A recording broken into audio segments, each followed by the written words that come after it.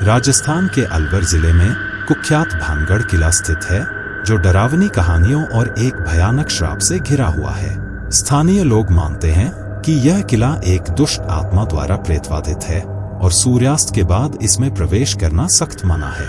चेतावनियों के बावजूद 4 दोस्तों का एक समूह शुभम, प्रिया, गौरव और मीरा ने रात को किले की खोज करने का फैसला किया ताकि साबित हो सके कि ये अलौकिक कहानियां सिर्फ मिथक हैं। वे किले में तब पहुंचे जब अरावली पहाड़ियों के पीछे सूरज की आखिरी किरणें गायब हो रही थी।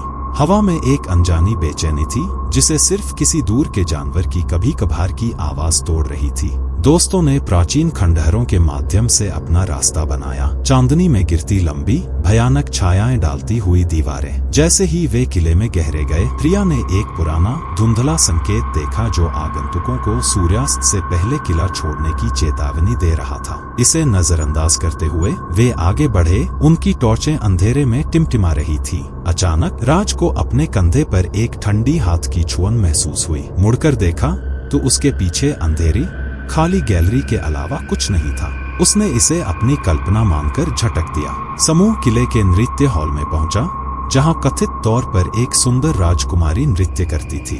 वे हॉल के केंद्र में खड़े थे। उनकी आवाजें प्राचीन पत्थर की दीवारों से टकराकर गूंज रही थी। अर्जुन ने सुझाव दिया कि वे आत्माओं से बात करने के लिए एक सत्र आयोजित करें।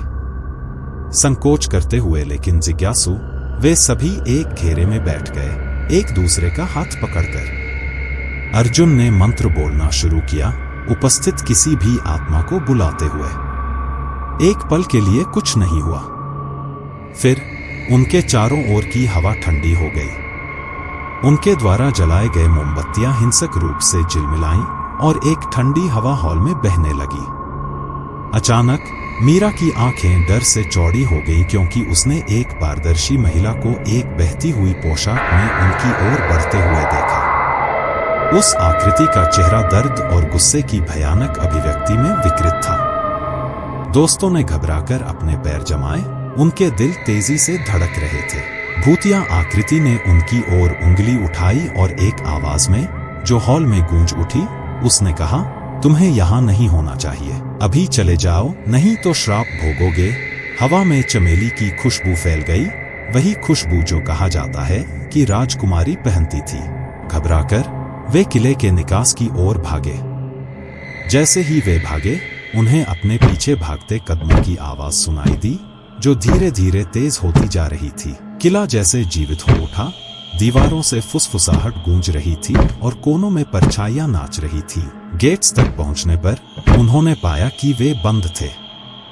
हताशा में अर्जुन और राज ने गेट्स को खींचना शुरू किया, जबकि प्रिया और मीरा बाहर निकलने का दूसरा रास्ता ढूंढने लगे। जैसे ही वे गेट्स के साथ संघर्ष कर रहे थे, भूतिया आकृति फिर से प्रकट हुई, इस बार और भी डरावनी। उसने अपना हाथ बढ़ाया और राज ने अपनी गर्दन के चारों ओर एक बर्फीली पकड़ महसूस की। वह सांस के लिए हांफ रहा था। उसकी आंखें डर से चौड़ी हो गई थी। प्रिया ने बहादुरी के एक पल में चिल्लाया, हम माफी चाहते हैं। हमने आपको अपमानित करने का इरादा नहीं किया था। कृपया हमें जाने दो। भूत रुकी। उसकी पकड़ राज पर ढीली हो गई। उसने उन्हें दुहक भरी आंखों से देखा और कहा, चले जाओ और कभी वापस मत आना। उसके हाथ के इशारे से गेट्स चरमराते हुए खुल गए। दोस्तों ने और कोई संकेत की प्रतीक्षा नहीं की। वे किले से बाहर भागे जब तक कि वे अपनी कार तक नहीं पहुंच गए, जो मीलों दूर पार्क की गई थी। अगले दिन उन्हें किले के दुखद इतिहास के बारे में पता चला। राजकुमारी रत्नावती को एक दुष्ट जादूगर ने श्राप दिया था, जो उससे प्रेम करता था। जब उसने उसे ठुकरा दिया तो उसने किले पर एक मंत्र डाला, उसे और उसके निवासियों को अनंत अशांति की निंदा की।